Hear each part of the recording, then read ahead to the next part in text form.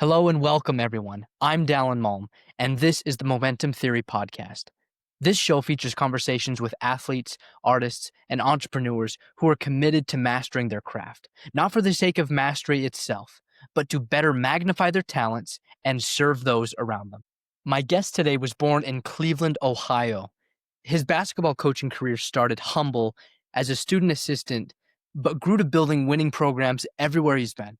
He turned schools like Fairmont State into a 34-win national title game program in Division II, and then took Youngstown State from the bottom of their conference into Horizon League champions, back-to-back 20-win seasons, and multiple postseason appearances. He talks about being a maniacal young coach who had to grow into routine over emotion. Now, his days start with journaling, workouts, and the simple reset, it's going to be a great day today. Of course, he's backed by zero social media and a tight inner circle that he calls his personal board of directors. He builds programs around servant leadership, character classes, and mentorship. He runs a signature no phone retreat where the whole organization maps out its mission without ever writing the word winning on the board. Last year, his Aggies swept San Diego State, opened the season 10-0, cracked the AP Top 25, and became one of the lowest funded squads ever to earn an at-large spot in March Madness by being exactly what he preaches, a connected group that puts we over me and chases happiness and impact over money. Please enjoy my conversation with Utah State men's basketball head coach, Jerrod Calhoun. Great moments are born from great opportunity. You ask, what is our aim? Victory. Victory, however long and hard the road may be. This will be remembered forever as the greatest day in the history of the Tour de France. You believe in miracles? Yes!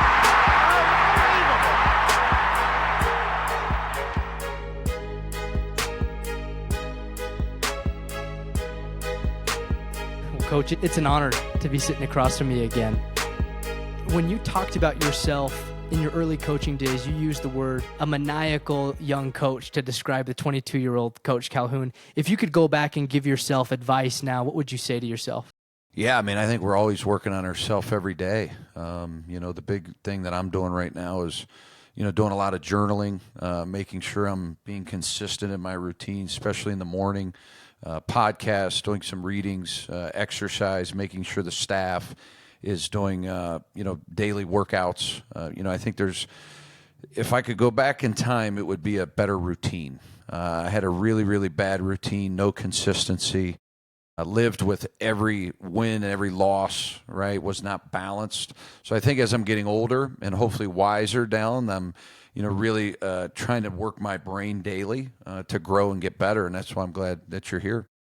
How do you teach a young professional to do that? Because so much of the emotions are tied into the outcome, and there's so much pressure to perform, especially when you don't have a reputation or a name for yourself or a strong network.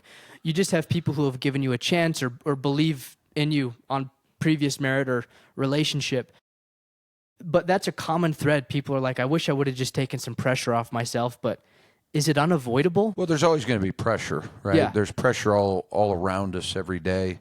There's pressure when you're driving in traffic. There's pressure to get your kids to school on time. There's pressure. We all have deadlines, right? But I think a proper plan and belief. I'm a real big believer in you have to believe in what you're doing, and you have to go through some struggles to get there. This hasn't been an easy journey to be the head coach at Utah State. So now when you get here, you still want to run that race, right? There's not too many days that go by that I don't have a plan, don't have a routine, how I'm going to get better individually. If we're not doing what we're supposed to do with our daily lives, it's really going to impact the business world. It's going to impact my team. So I think the consistency of growing physically, I think, staying in shape is so critical, I think, but also mentally making sure we're staying sharp. Great book I read this offseason called The Confident Mind. One of the best books I ever read. It talks a lot about journaling, talks a lot about affirmations, believing in yourself. And that was a game changer book for me. I think each year I try to find a book that comes highly recommended that I can kind of, work into my daily routines or my life. And that was one I loved this offseason. Do you say things to yourself regularly, like affirmations or other things to strengthen that self-belief? Yeah, I think you have to do it throughout the day. There's so much, tussle that you got to do this, you got to do that. You're pulled in a lot of different directions that we don't really fully spend time on our mind. And, I learned this from Coach Mazzulla 3-4 years ago. The head coach of the Boston Celtics was just here in Logan. His morning routine is like no other. He's now challenging his body physically. And I think, all of us can do that. And I think I've done a much, much better job over the last really 3 to 4 years with my coaching style. I think it's really helped Generation Z. And then I think, we do it together. I think that's been a big key to our success is it is about the team, right? We had a fundraiser the other night. Everybody there is part of the team, right? It's not just money, but it's time. It's coming to the Spectrum to watch our team. There's a lot of people that play a part of the team, but you have to concentrate on yourself at times because you won't be good to your team. What things do you say to yourself personally? The number one thing is in the morning, it's going to be a great day, right? You have to come up with that. I listen to a lot of podcasts. I think Mel Robbins, I don't know if you've listened to her pod. It's one of the best out there. Yeah. I love it. She has 8 steps every day. That's step number one, is to, it's going to be a great day. You got to believe right away when you wake up. The other thing I've really done in the last 12 months is I've totally shut off social media. I have no social media access. If I want to read something, I have to do a Google search. I do not have any sort of social media. But I also have people that I like to follow, certain coaches, certain leaders, and certain podcasts, and then certain books to help me continue to grow. Part of that growth comes from learning from hard experience. When we last spoke a year ago, we spent a lot of time talking about your mentorship from Coach Bob Huggins. What's like the hardest lesson you learned from Coach that would just where the value of that wasn't apparent until much later in your life? Oh, man, that is a great question. There's a lot.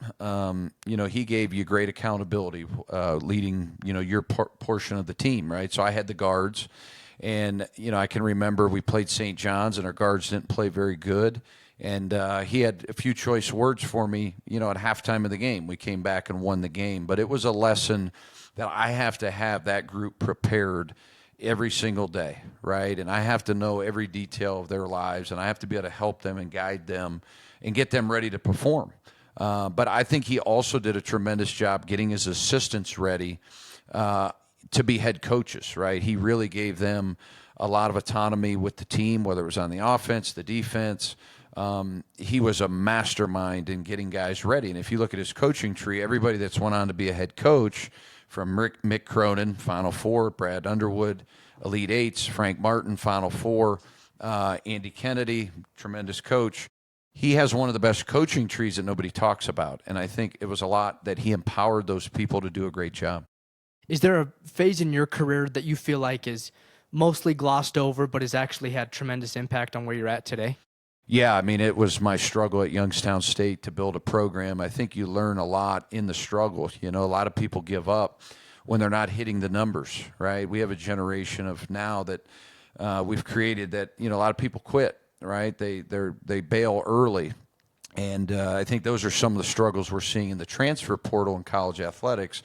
We're not fighting through hard. And I think the same way in business, you have to be able to fight through hard. You have to persevere. And that's when you grow. I tell our guys all the time, I like when we struggle. I think it's really good. And then when we have a loss, we have to learn from it. One thing I try to do is at the end of the year, we give each player and coach a survey. And I learned a lot through those surveys, but we meet weekly with our players. We meet weekly as a staff. And how can I help this whole organization get better?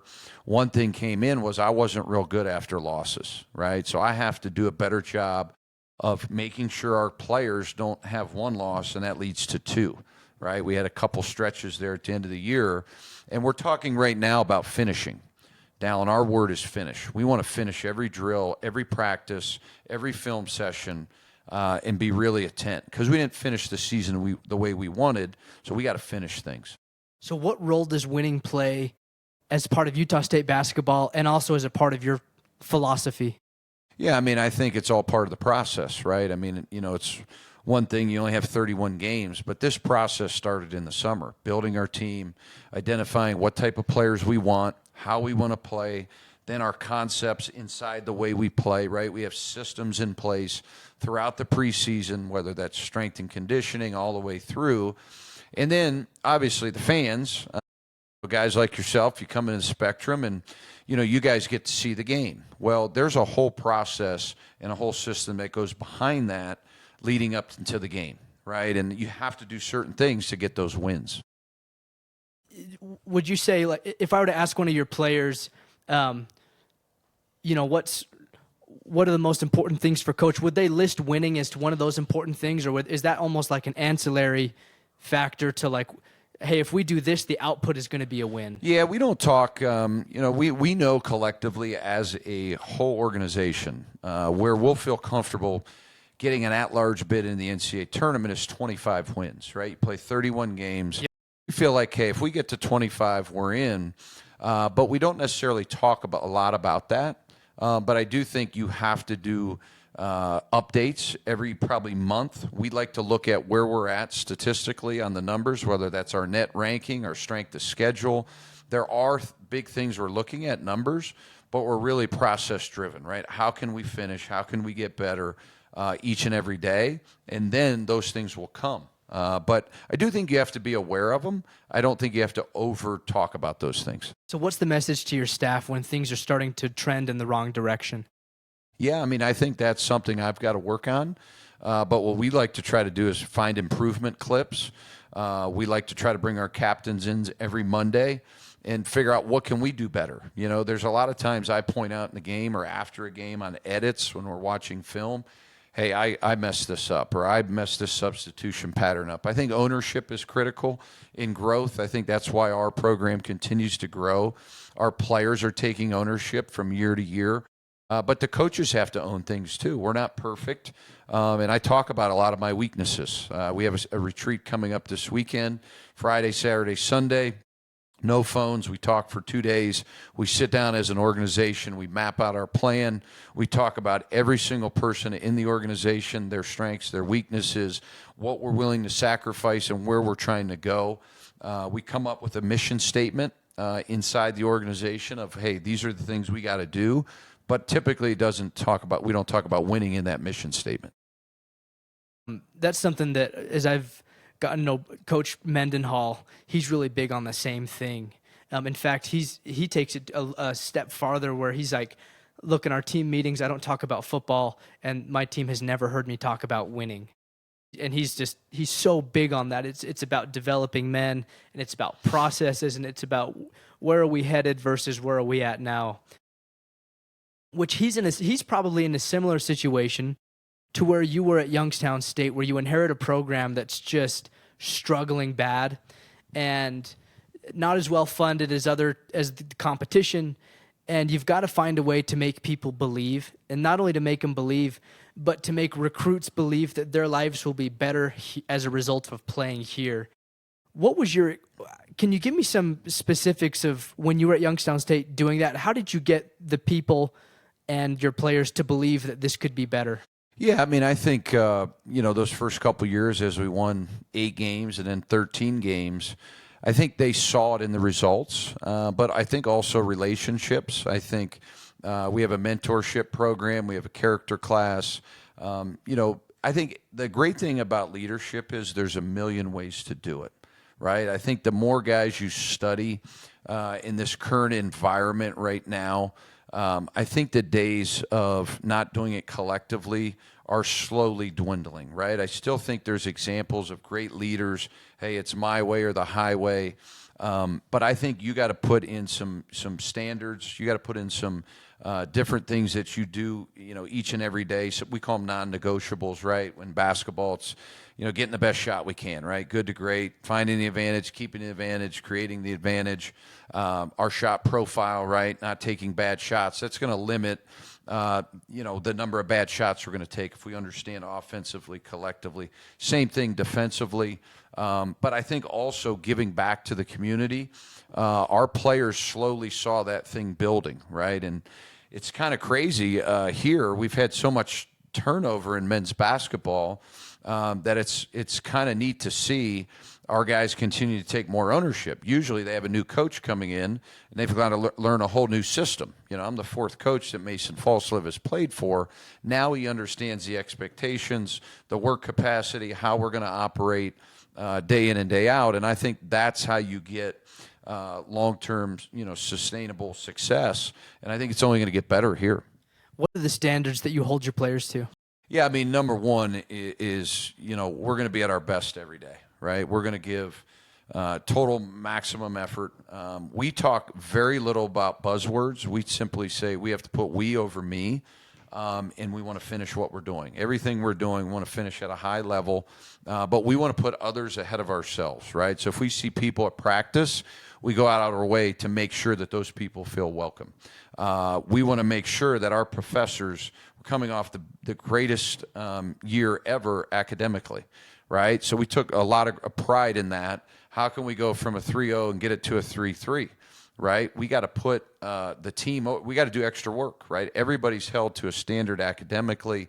I think one of the greatest things here that Utah State talks about is servant leadership, right? So we're out in the community a lot, and I think that impacts our players and makes them better people. We have a lot of former players that come back and share stories, right? But, I'm really simple, man. I think anytime you're part of a team, you got to put that team over yourself. Yeah, absolutely. You talked about the character class. I know you have a mentorship program. What does that look like for your team? How do you plan those out? I think everybody needs a mentor. I think everybody needs a leadership team, right? Like, who are 3 or 4 people that will tell you the truth? Who are 3 or 4 people that can kind of give you good advice, right? Sometimes it's people in your field, right? For me, it's other coaches. It's my wife. It's certain people in my life that I talk to daily. I think, you got to have a board of directors. My board of directors, right? It's, it was my former coach. It's Coach Missoula. It's my coaching staff. It's different people that I trust that can help me grow daily. Okay. As a player in that program, so you're talking about the character class. Is that is it a curriculum you have set up? Is that something that you train them on or your staff trains on? Or? Great question. Yeah, we did a 7-week course with Dr. Crane from our business college. He's a great guy. Yeah, I thought it was absolutely fantastic. He hit every different topic. And now from there, we will have different speakers each week. We'll cover different topics. I'll ask the guys here at the retreat this weekend, what have we not covered? What does this team need, right? I think a lot of times you find out what your organization needs from your people, right? And I think a lot of leaders don't do that. So I'll ask my coaches, certainly, but I want to ask my players, what do they want? What do they need? Is it somebody to come in and talk about finance? Is it somebody to come in on a certain topic? And then we'll do about a 7 to 8 week course before the start of the season. That's awesome. When you talk about raising standards, you put them in a mentorship program, you're teaching them good principles on how to live their life. In a job like this, and I think in anything in life, it's inevitable that people are just going to let you down in one way or another. Without having to name names, can you give me an example of someone who would seriously let you down? And from that experience, what you learned about trust and leadership? Yeah, I think there's been multiple over a number of years, just different staff members. Some have not worked out. There's been 2 or 3 in my time that haven't worked out. And I think what it's taught me is to create systems inside our organization that can continue to raise people up, right? So what I want to do is create avenues for people inside my coaching staff that can continue to move up. Once again, got this from Coach Missoula. I love it. I think the more people that know your system, that are young, that are on the rise, that can continue to climb the ladder, you got to continue to empower those people. So when those things went bad with maybe coaches that I hired that I didn't know, it really made me self-reflect and say, hey, who do I have inside my inner circle or guys that know our system that I can continue to elevate? And we did that this offseason with Max Bent. If there's opportunities in the next year or two, we're going to do that with Kerr and Walsh. Those are two young guys that I think are really, really good. They're good workers. They're very, very knowledgeable, and will continue to rise up in the ranks. What role in your life does Paul Molinari play?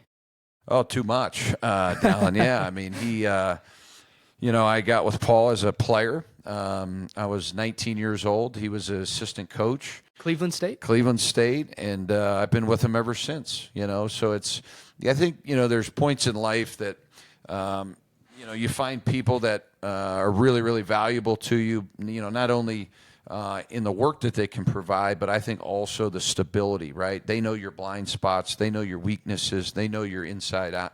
How you operate inside and out. And I think that's why we've been able to really win. Is we've had a really good consistency in our coaching staffs. We've had, a lot of guys that I think are going to be future head coaches, but we got to just continue to empower them and continue to win, and I think they'll continue to advance. What's something you believe about basketball or people development that most others would disagree with? I think this, my college coach used to say, good things happen to good people. I think if you're a good person, you work really hard, chances are you're going to catch those breaks. I think a lot of people give up. I think a lot of people bail when things get hard. I think if you continue to grind and stay together, good things are going to happen. And I think, also you'll get lucky. I think there's a lot of times last year luck came into play, whether it was at the Spectrum or somewhere else. We were a pretty connected group. And when you're connected and you got good people, good things will happen. I can think of a couple moments this last season where there was a crazy shot was hit and it changed the momentum of the game, or there was an unexpected trip to the free throw line that allowed you to just go just far enough out of reach to win the game. That's so interesting. It's as if when you set the goal and you're doing right the best way you know how, the universe seems to align in your favor, Yeah, I think so. I think good people get rewarded. I really believe that. It's something that, my coach, Raleigh Massimino, used to say at Cleveland State, and he was the old Villanova coach. So I think, you take little tidbits from a lot of different people that you learn from, and you try to apply those things. And I think as you come back to, as you said, if you got young people trying to advance up the ladder, I think they got to continue to say, hey, what do I want? What's the path to how I'm going to try to get there? Starts and ends with just being a good person. Absolutely. And when you know what you want, when you've defined that, the path kind of gets easier over time as you grow in momentum, but there's always opposition at any point in life. It probably feels the most impactful when you're trying to get off the ground. But as you look back through your life and career, what's the most persistent obstacle that you've had to fight against, and what have you done to overcome that? Yeah, I think it's just, it's really fighting the fight every day. I mean, just, honestly waking up and, as a leader, you have to give people hope. Yeah, I think it's hard to be a leader. I think there's a lot of days. So it's fighting against that feeling of just just the overall hopelessness, devastation, pressure. Yeah, the pressure. I think there's an extreme amount of pressure. Our wins and losses impact hundreds of thousands of people, right? And there's a real fan base here. So just making sure that there is some perspective, there is some balance in your own personal life, and you don't let that creep in and affect and kind of absorb the pressure of your team. Sometimes as a leader, you can put a lot of pressure on your team, and I think there's a fine line. I think they got to understand, hey, this is what it's going to take. These are the steps if we're going to be successful. But I also think you have to have some balance in your life. So it's, you got to go home, and I think, you have to be able to put it away for a few hours, right? And I think during the season that becomes very, very difficult. And that's really why I got rid of social media. There's no need to look at other people's opinions through those, 4 months of basketball. I need to be really locked in on my team and locked in on my staff. And those can become distractions and more pressure. How do you distinguish between good sensible wisdom that you should listen to and peer pressure from the outside? How do you discern between the two? Yeah, I mean, I think you gotta have an inner circle. You have to have people that you can trust. You have to understand, each place has certain, expectations. The expectation here in Logan, Utah is to get to the NCAA tournament. There's no questions asked, right? Yeah. It's to win 86% of the games at home, and we need to win championships in the regular season.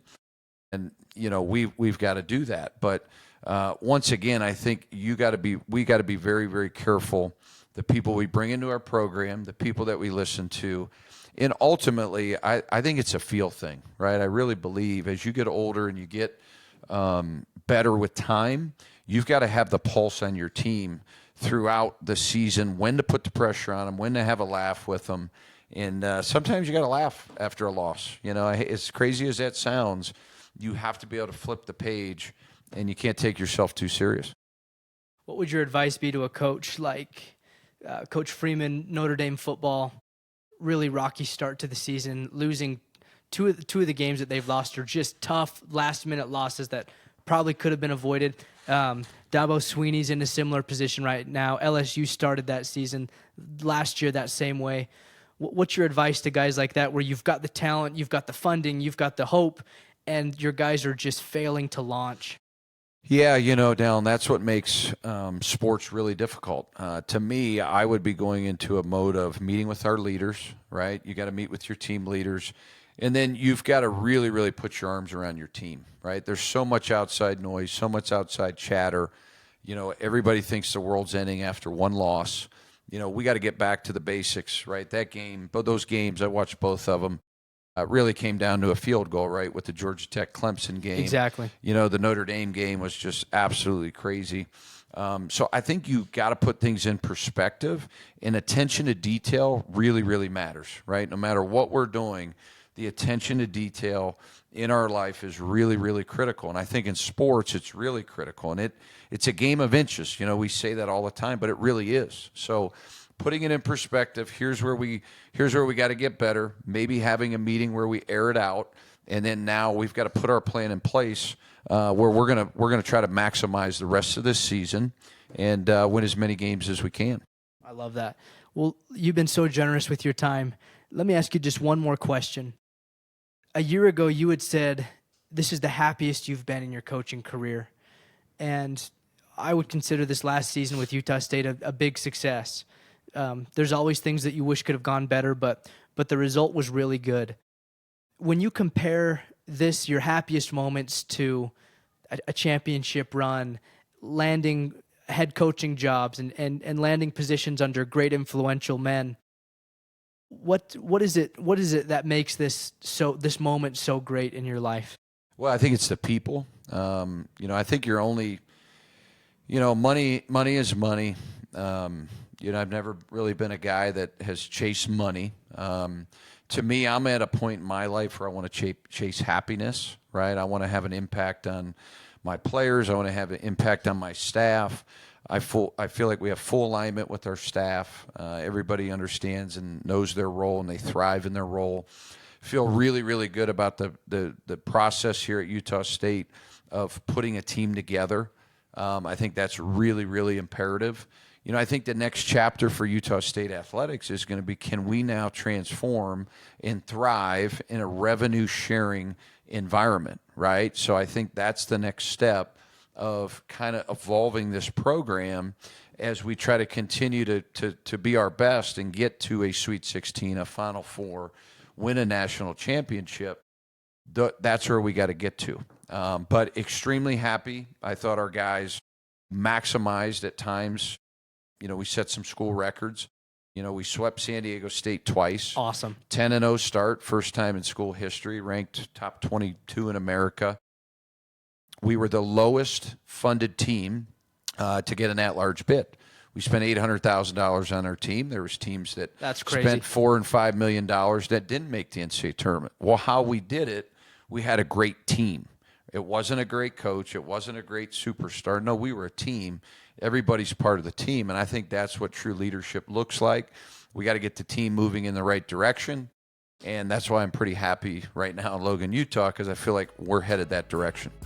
Well, we're happy to have you here. Thank you so much for your time, Coach. Yeah, thanks for having me. If you enjoyed this episode, please follow the podcast on Instagram at the handle Momentum Theory Pod. where I'll be announcing new episodes weekly, as well as sharing my top takeaways from every conversation.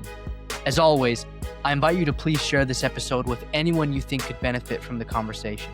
So long for now, and thank you for tuning in.